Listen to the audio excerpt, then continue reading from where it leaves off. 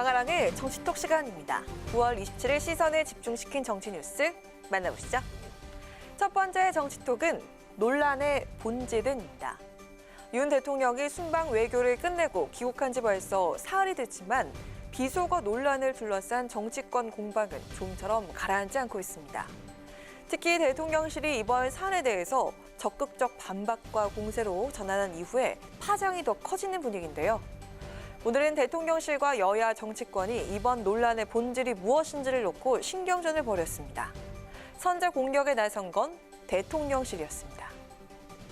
저희들이 확인한 전문가들의 또 들은 얘기는 바이든 가능성이 거의 없다는 겁니다. 저희가 이것의 심각성을 갖고 있는 건 비속어 논란이 아닙니다. 대통령이 하지도 않은 발언을, 그리고 있지도 않은 발언을 들고 거기는 순방 외교의 현장이었습니다. 그런 자리에서 우리의 최우방 동맹국을 소멸하는 듯한 발언을 했다라고 규정사셔야 되는 것, 이것이 문제의 본질이라고 저는 생각하는 겁니다.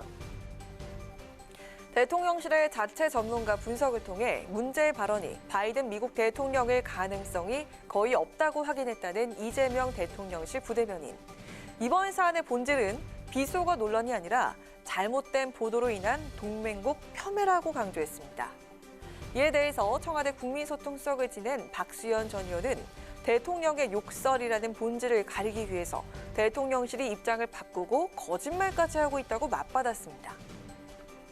가장 핵심은 본질은 뭐냐면 바이든이든 그것이 미국 의회든 한국 의회든 날리면이든 그것이 아니라 바로 앞에 있었던 욕설이 문제거든요. 대통령의 언어가 아니지 않습니까? 국민들은 지금 그 대통령이 하신 욕설 부분에 더 낯을 뜨거워하고 있는 것 아닙니까? 네. 그런데 대통령실만 뒷부분으로 지금 옮겨가고 싶고 앞부분 욕설은 본질이 아니라고 지금 이야기하고 계신 것이죠.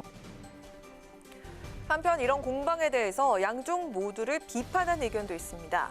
국민의힘 하태경 의원은 이번 논란의 본질이 불량 보도와 부실 대응에 있다고 지적을 했는데요. 그 목소리도 직접 들어보시죠. 제가 보면 일종의 좀 불량 보도와 부실 대응의 조합, 이게 혼란을 굉장히 가중시키고 있는 것 같아요. 일단 불량 보도는 전 MBC의 언론 윤리 위반이 있다고 봐요. 그냥 단정적으로 바이든이라고 해버렸고, 대통령실은 물론 즉각 대응하지 못한 불가피한 사정이 있긴 했지만 XX라고 한 이거는 시인도 부인도 안 한 상황이거든요. 이건 또 이해하기가 힘들죠. 그러니까 대응이 굉장히 부실하죠. 입장에 따라 정파에 따라 각기 다른 해석으로 공방이 계속되면서 정치권 블랙홀이 되고 있는 윤 대통령 비속어 논란. 본질이 어디에 있는지 최종 판단은 이제 국민에게 맡기고 민생에 집중해야 할 때가 아닐까요? 이어서 오늘의 두 번째 정치톡은 내관된 양곡법입니다. 여야가 이번 정기국회에서 주력할 민생 법안들을 발표하면서 입법 전쟁을 예고한 가운데 최근 첨예한 입장차를 보이면서 쟁점으로 떠오른 법안이 있습니다. 바로 더불어민주당이 발의한 양곡관리법 개정안, 일명 양곡법인데요. 올해 쌀값이 45년 만에 최대치로 하락하는 등 쌀값 폭락이 현실화되자 과잉 생산된 쌀을 정부가 의무적으로 매입하도록 하는 내용을 담고 있습니다. 민주당은 이달 중순 국회 농해수위 법안소위에서 이 법안을 단독 처리하면서 강행 의지를 보이고 있습니다.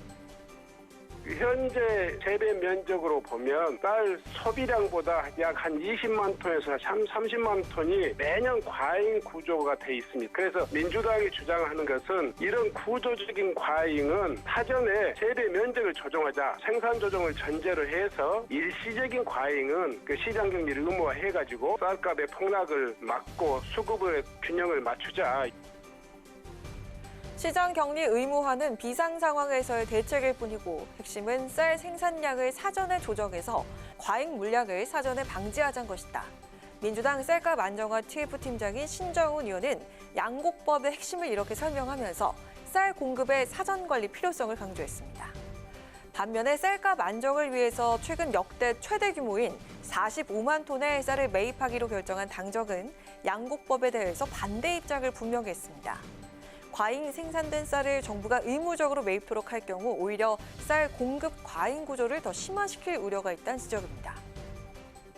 도대체 민주당의 양곡관리법은 누구를 위한 법안인지 묻지 않을 수가 없습니다. 국민들이 쌀만 먹고 삽니까? 다른 품목은 어떻게 할 것입니까? 무, 배추, 마늘, 생강 등 잉여 농산물 모두 다 국가가 의무 격리를 할 겁니까? 대한민국은 시장 경제의 나라입니다. 협동농작의 나라가 아닙니다. 최소한의 시장 개입을 통해 수급을 조절하면서 농민의 적정한 삶을 보장해줘야 합니다.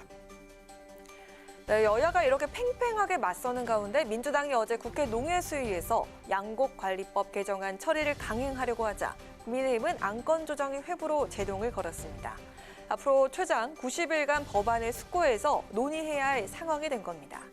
이에 농해수위 야당 의원들은 오늘 법안 지연 전술이라면서 안건 조정이 철회를 촉구하는 성명을 발표했습니다.